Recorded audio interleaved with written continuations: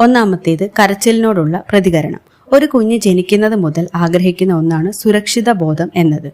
ഇതാണ് മുതിർന്നു വരുമ്പോൾ അവരുടെ സ്വഭാവത്തിന് അടിത്തറ പാകുന്നത്. കുഞ്ഞ് കരയുമ്പോൾ പലപ്പോഴും അമ്മമാരുടെ ക്ഷമ നശിക്കാറുണ്ട്. എന്നാൽ ഓരോ തവണയും കുട്ടി കരയുന്നത് അവരുടെ ആവശ്യങ്ങൾ നിറവേറാനാണ്. അവരെ അവഗണിക്കുന്നത് സുരക്ഷിത ബോധത്തെ ബാധിക്കും. തന്നെ കേൾക്കാൻ ആരുമില്ലെന്ന തോന്നൽ കുട്ടിക്കുണ്ടായാൽ അവന്റെ മാനസികാരോഗ്യം തകർന്നു പോകും. ഇത് കുഞ്ഞിനെ നിരാശനാക്കും. കുഞ്ഞ് രാത്രി കരയുമ്പോൾ അവൻ കരഞ്ഞു പഠിക്കട്ടെ എന്ന് കരുതി മാറി നിൽക്കുന്നത് അമിതമായ സ്ട്രെസ് ഉണ്ടാക്കുന്ന ഒന്നാണ്. ഒരു ദിവസത്തെ മുഴുവൻ ജോലിയും തീർത്ത് അമ്മ ഒന്ന് ഉറങ്ങാൻ ഒരുങ്ങുമ്പോഴാകും കുട്ടി ഉണരുന്നത്. ശരിയാണ്, ദേഷ്യം വരും. പക്ഷെ നമ്മളല്ലാതെ കുഞ്ഞിന്റെ ആവശ്യങ്ങൾ ആര് കേൾക്കും? അതുകൊണ്ട് തന്നെ കുട്ടി കരയുമ്പോൾ ഉടൻ അരികിലെത്തി അമ്മ ഇവിടെയുണ്ടെന്ന് മൃദുവായി പറയുക.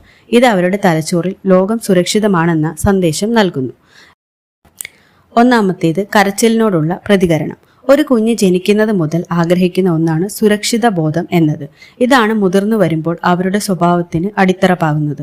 കുഞ്ഞ് കരയുമ്പോൾ പലപ്പോഴും അമ്മമാരുടെ ക്ഷമ നശിക്കാറുണ്ട്. എന്നാൽ ഓരോ തവണയും കുട്ടി കരയുന്നത് അവരുടെ ആവശ്യങ്ങൾ നിറവേറാനാണ്. അവരെ അവഗണിക്കുന്നത് സുരക്ഷിത ബോധത്തെ ബാധിക്കും. തന്നെ കേൾക്കാൻ ആരുമില്ലെന്ന തോന്നൽ കുട്ടിക്കുണ്ടായാൽ അവന്റെ മാനസികാരോഗ്യം തകർന്നു പോകും. ഇത് കുഞ്ഞിനെ നിരാശനാക്കും.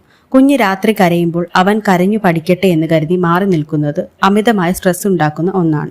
ഒരു ദിവസത്തെ മുഴുവൻ ജോലിയും തീർത്ത് അമ്മ ഒന്ന് ഉറങ്ങാൻ ഒരുങ്ങുമ്പോഴാകും കുട്ടി ഉണരുന്നത്.